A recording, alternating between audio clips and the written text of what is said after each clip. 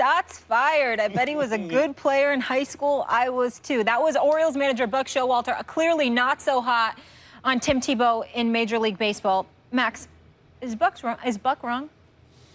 Buck Showalter has, I mean, you just watched that. He's charismatic. He's a great person. You love him. You watch him, you go, boy, and he's old school and he's right about it, right?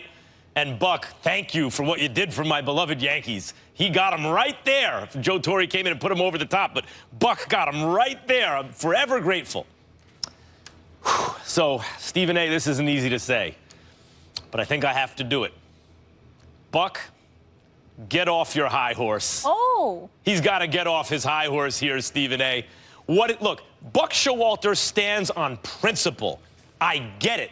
And principle, which is the way he runs an organization, works for him. That's the way he runs a ball club. Before Buck Showalter, signs off on, yeah, I think we should draft this guy or sign this guy, he asks everybody about him. The parking lot attendant, how does he treat you? How does this guy act? He wants to know really about character. So he's all about principle, and you have to respect that. And clearly it works. It also, in addition to being the right thing to do, it gets results. So what Buck doesn't like here is someone's kind of circumventing the system. All these young kids are putting in all this hard work, and somehow Tebow comes in with his celebrity and he gets to take a shortcut, and that does not sit well with Buck. I get that. But practically speaking, what are we really talking about here? Let's say Tebow goes to low A ball. And he's going to take one person's spot on the roster. He's going to take the 25th best player in low A ball spot on the roster in the history of the universe. The 25th best player in low A ball has never made the major leagues. Unless he was so young that he, really shouldn't have even been there because he was so young and that's how talented he was, or he started juicing. I mean, barring one of those two circumstances, that guy has never, ever made the major leagues. He's not taking might be doing the kid a favor, actually, because that kid ain't getting far. Let's say he goes to Double A, where the prospects, or high A ball, some league where there are live arms and stuff and prospects to really see what he's got. He's not going to last there. What is he going to delay someone's development by 2 or 3 months before we all figure out he can't play baseball? What harm is there really? On principle, I get it, but the practical, the pragmatic approach says, how much harm is there really? And if he succeeds at that level, well, then you really just were standing on principle. He belonged there. Either way, I understand why Buck's upset here, but sports is not just competition, Stephen A. It's also entertainment. And if Tebow uses his celebrity to get himself some extra opportunities and employers are willing to employ him and give him that look, if he can't perform, he'll be out of there. If he can, he actually deserved it in the first place. Buck, get off your high horse. I'm sorry. Oh, I don't like saying that, but he has to get off his high horse. Well, first of all, I would deeply appreciate it if you wouldn't feel the need to apologize. If you think he needs to get off his high horse, let him get. So what? No. It doesn't matter. It is what it is. But let me say this. Max Kellerman, I'm sorry I have to go here, but maybe it's a black thing and you wouldn't understand, and Showalter does better than you. I don't understand how that's possible, but it might be the case here. Allow me to sit up here and break this down for you.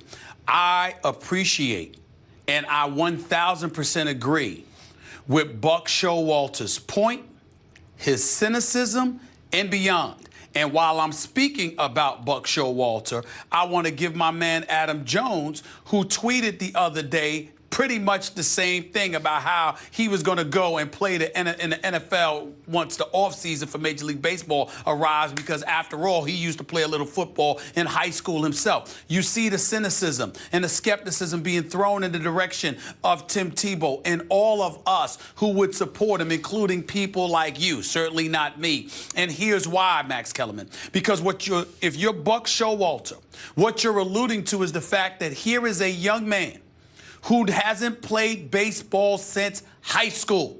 There is something called protocol. There is something called a process that Tim Tebow methodically goes about the business of circumventing. I'm not hating on him. I'm not knocking him. It doesn't make him a criminal. It doesn't make him a bad person in any way. Tim Tebow is a very good man and a very nice man who does a great job for us here at ESPN.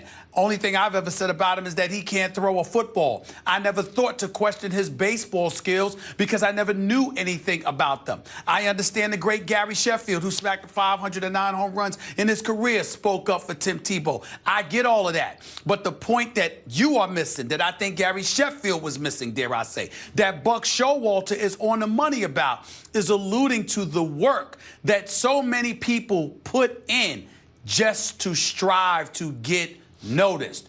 And all Tim Tebow has to do is get a publicist to leak the information, and everyone will clamor to watch him and to see what he's worth. Why? For one reason and one reason only: because he's liked. And how many people have that luxury, particularly in the United States of America? There are a plethora of individuals, they can't be numbered, that are out there pounding the pavement, grinding, starving for one opportunity to be recognized. Nobody gives a damn about them.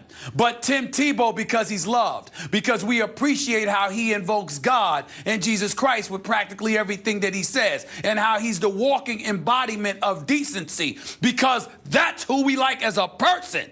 We're going to sit there and elevate his stature and his cachet in a public forum where he gets to get recognized for things he doesn't deserve to be recognized for. Let me get this straight.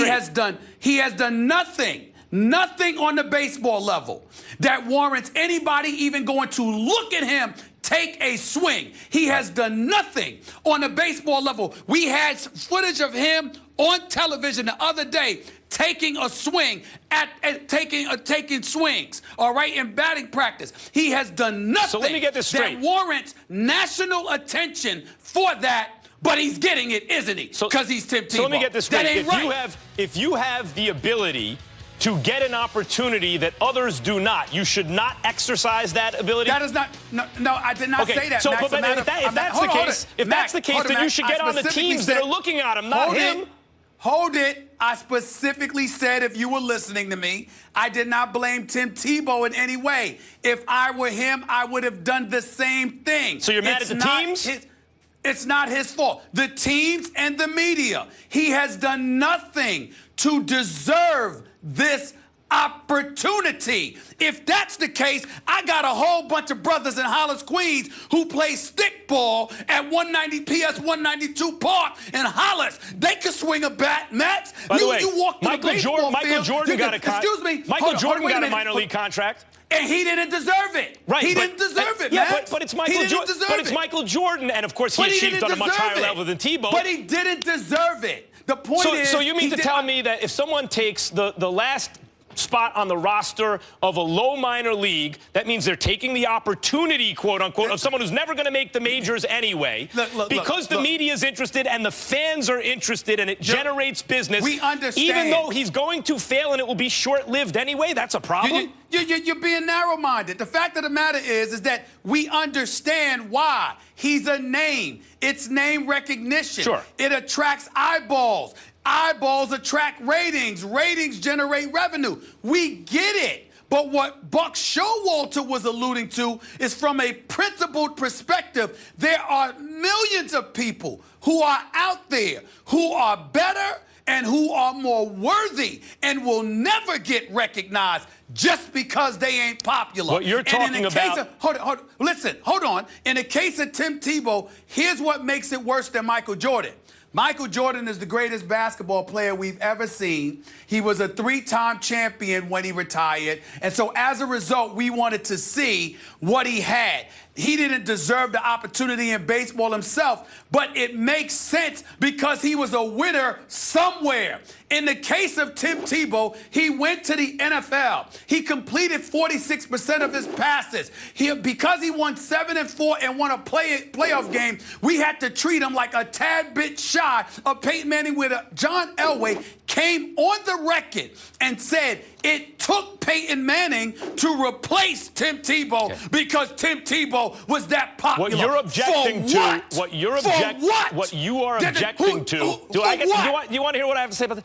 What you're objecting to is the lack of equality of opportunity. And equality of opportunity is something that is a very popular political position, both sides of the aisle, all sides of all aisles. Everyone says equality of opportunity, but we know we live in a world where that is an ideal that is likely, that certainly hasn't been achieved, and while it's commendable, according to most, that we strive for it, is unlikely to ever be perfectly achieved. And so there will always be instances, there will always be instances where someone has a certain degree of celebrity or connections or relationships or whatever the case may be that affords them some opportunity that others won't get. That doesn't mean you be silent about it. Buck Showalter wasn't silent about it, and I'm acknowledging that he's right. He doesn't. That's all. He doesn't have to love it, but the reality of the situation is Tebow is highly unlikely to take anyone's job who had a real shot at making the major leagues in the first place. If he fails,